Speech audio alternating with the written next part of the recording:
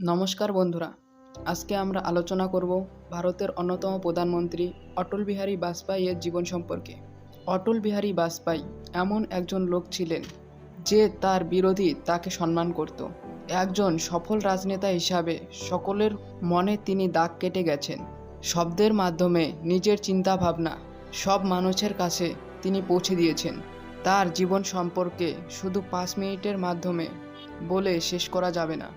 এই কাহিনী শুরু হয় 25শে ডিসেম্বর 1924 মধ্যপ্রদেশের গোয়ালিয়র শহর থেকে।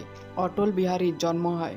তার পিতা কৃষ্ণ বিহারী বাজপেয়ী পেশায় একজন শিক্ষক, তার মাতা কৃষ্ণা দেবী। অটল বিহারীর পিতা শিক্ষকের সাথে সাথে তিনি একজন ভালো কবি ছিলেন। এর জন্য অটল বিহারীর মাঝে কবিতা সম্পর্কে রুচি দেখা যায়। অটল বিহারীর প্রাথমিক শিক্ষা সরস্বতী শিশু মন্দির থেকে শুরু হয়। গ্র্যাজুয়েশনের জন্য তিনি মহারানী লক্ষ্মী কলেজে যান এবং সেখান থেকে তার গ্র্যাজুয়েশন কমপ্লিট করেন। অটল বিহারীর তার শুরু থেকেই রাজনীতিতে রুচি ছিলেন।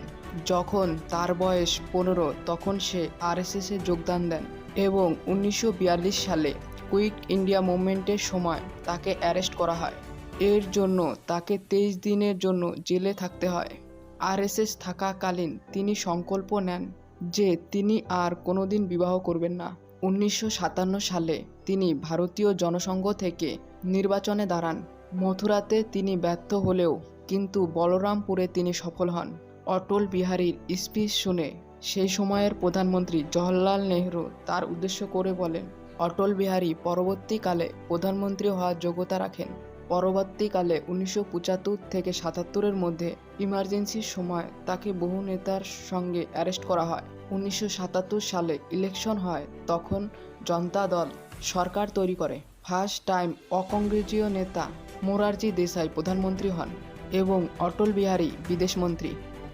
পরবর্তীকালে 1980 সালে লালকৃষ্ণ আডবাণী এবং ভৈরব সিং শেখাবত মিলে ভারতীয় জনতা দল তৈরি করেন। 1984 সালে তিনি শুধু 2টি সিট পায়।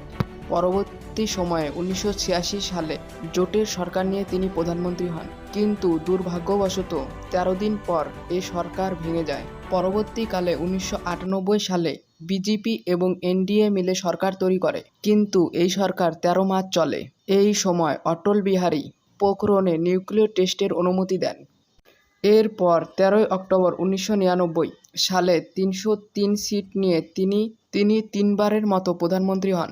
এই সময় তিনি ভারতের জন্য অনেক কাজ করেন, যেমন ভারতের ইকোনমিকে অনেক এগিয়ে নিয়ে যান, ভারতের বিদেশ নীতির পজিটিভ প্রভাব ফেলে। 1904 সালে 2004 সালে তার বয়সকে দেখে তিনি রিটায়ারমেন্ট নিয়ে নেন এবং প্রত্যেক পার্টির রাজনেতা তাকে আদর্শ মানেন এবং তার জীবনের অভাবনীয় কন্ট্রিবিউশনের জন্য তাকে ভারতরত্ন সম্মানে সম্মানিত করা হয়।